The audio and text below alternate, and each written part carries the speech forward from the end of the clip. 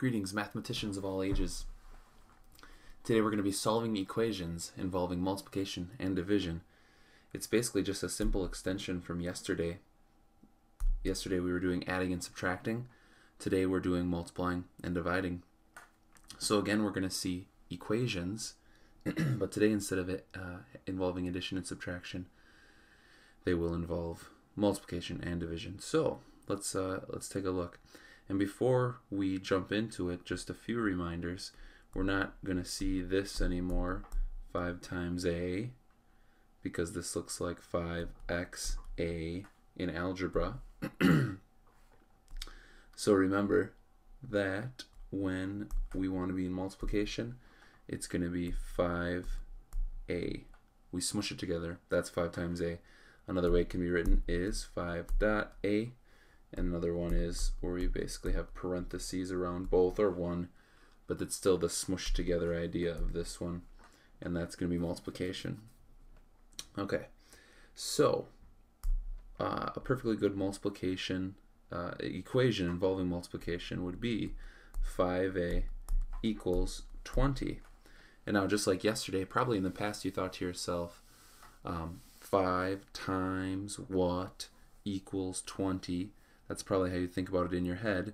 And while most of us can figure out that that's 4, just like yesterday, as things get much harder, then we need to know the process so that we can handle this. Okay?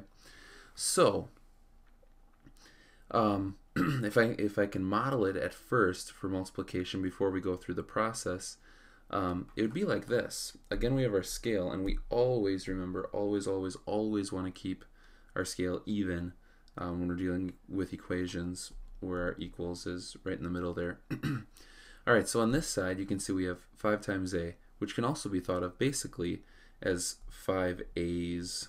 So yesterday I had some blocks, but today I'm going to put 5 a's over here. Okay, so this would represent 5a. And on this side we have 20, and I'll just kind of do it as tallies today. 1, 2, 3, 4, and you'll see why in a second. I'm not going to do the normal slash that we do in tallies, but 1, 2, 3, 4, 5, 6, 9, 10, 11, 12, 13, 14. Okay, so we got 20 over there, and we have 5 a's on the left side. Now, to figure out what each a is, what we need to do is put the right side into groups that's going to match up how many we have on this side. And you can see we have 5 groups, or 5 a's, and our goal is to see on this side, if we divide it into 5 groups, how much each group will have. And you can now start to, in essence, see the division problem that's going to happen. If we have 20 and we need to get it into 5 groups to see how big each group is going to be, you'll see that each group is going to be 4. Right? So there's 4, there's 4, there's 4, there's another 4, and there's another 4. So we have 5 a's over here. We have 5 groups over here. And in order for that to work out, a then has to be 4. Okay? Again, that's kind of a confusing modeling process, but maybe it helps you understand a little bit. So now let me write the original here. Again, it's 5a equals 20. Okay, so just like yesterday, if I had a plus 4 equals 10, you'll remember we subtracted 4 from both sides, these were gone, and we were left with 6 on this side. Just like we wanted to do the inverse operation, if in the original I was adding, then I had to subtract. In this case, in the original, I'm multiplying. So what I actually want to do is divide in this case. And also, for you to understand how the rewrite works, I got to remind you that when something looks like a fraction, like 1 over 3, it actually is a division problem. So this is the same as 1 divided by 3. It's just another way to write that. Okay? So if I have 6 divided by 2, another way to write that is 6 over 2, and that will still give me 3. We need to know that because in the rewrite of this, the way I have you do it, instead of having us like add 5 or subtract 5, since I'm doing multiplication, I need to do division. What I'll need to do is put a line with a 5 under it, because in essence what I'm doing there is the 5 divided by the 5. Okay, and on this side I want you to put it over 5. And now, just like yesterday when we crossed out our numbers that we were adding or subtracting, today I'm going to cross out the 5's, which just leaves a on this side. And just like we said down here, 20 over 5 is the same as 20 divided by 5, which is 4. As we said, you know, there were 4 in each group. And again, if we need to check it, we simply plug 4 back in for a. 5 times 4 is 20. So that's a lot of scribbling on one screen. Let's look at a nice clean one here. Let's do 6. Let's stick with letters here still. Let's do 6b equals 42. And again, we're probably still at a point where mental math could get this done for you, where you say 6 times what is 42. But once we start getting bigger into more complex algebra, you're going to want this process. So just like in the last one, since in the original I was doing multiplication, and in the same I'm 6 times b, 6b is multiplication, I'm going to have to divide both sides by 6, and I do that with the line over 6, and I got to do it to both sides because I want to keep my scale even. This will cancel out my 6's because 6 divided by 6 is 1. I'm left with b over here, and 42 divided by 6 is 7. Okay, one more multiplication, and this is why we need to know the process. Let's do 12, and we've done 2 letters, so why don't we do a picture? Let's do 12, how about caret? Caret, close enough. All right, so 12 caret equals 168. So I'm guessing most of us don't know our 12's that high. 12 times something equals 168, trying to figure that out. So now once again we just follow the process. We divide both sides by 12, because in the original I was multiplying by 12.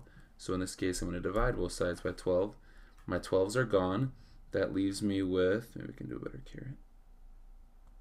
Whoa, maybe not. That leaves me with caret over there. And I have to do 12 into 168. Now, once the numbers start getting higher, we certainly can do the longhand. It goes in here once. Drop the 8. Goes in there 4. And I can do that.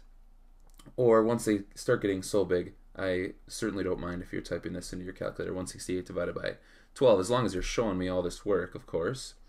And that gives me, caret is 14. If I want to check, I plug it back in. I do 12 times 14, probably on my calculator, and then I do end up getting 168. Okay, so why don't we jump to division? A good example would be something like x divided by 5. For now, that's how it's going to look in your 6th grade books. X divided by 5 equals, 7. Okay. Now, once we get in the habit of dividing both sides all the time, we might want to put like, oh yeah, over 5 because we've been doing multiplication. Nope, not going to work. Absolutely wrong. Because if I divide in the original, I can't divide. That's not the inverse operation for algebra. So what I have to do is, since I'm dividing in the original, I actually have to multiply. And the way I want you to show that this year in 6th grade is times 5 underneath. So if I'm doing divided by 5 times 5, those are going to be gone. That leaves me with an x over here.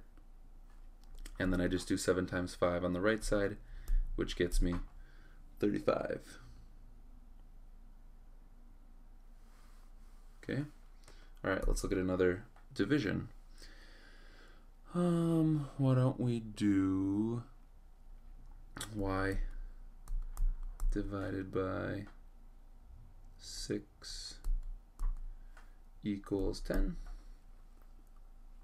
Since I'm dividing in the original, I have to multiply, and I gotta do it on both sides. These are gone. I'm left with a y on the left. 10 times 6 is 60. Let's do one more that's just much bigger than mental math will let us do. Let's do z divided by 22 equals 6. Probably not mental for any of us, so I multiply both sides by 22. these are gone, z, and then we can certainly type that into our calculator and get 132. 22 times 6, or 6 times 22. Okay? Alright, let's have you try a few. So I'll put one multiplication. Let's do 8, 8 wheel. Good enough. 8 wheel equals 64. And let's do z divided by 3 equals 7. So try those two. Pause the video, give them a shot, and then resume when you're done. Alright, on the left problem here, on this one, our original operation is multiplication in there, 8 times wheel, right? So to do the inverse operation, I got to divide both sides by 8. My 8s are gone. I'm left with wheel equals 64 divided by 8. Maybe mental, may need to grab your calculator. That's going to be 8. On this side, since I'm dividing in the original, I'm going to multiply both sides by 3. That gets rid of that. And z gives me 21. As always, I can check by plugging it back in. 8 times 8 is 64, and 21 divided by 3 is 7. Okay, so just like yesterday, it's all about learning this process, really getting good at this process, so that as we get into more difficult algebra that will seem more useful, you're ready to go with these. All right, see you next time.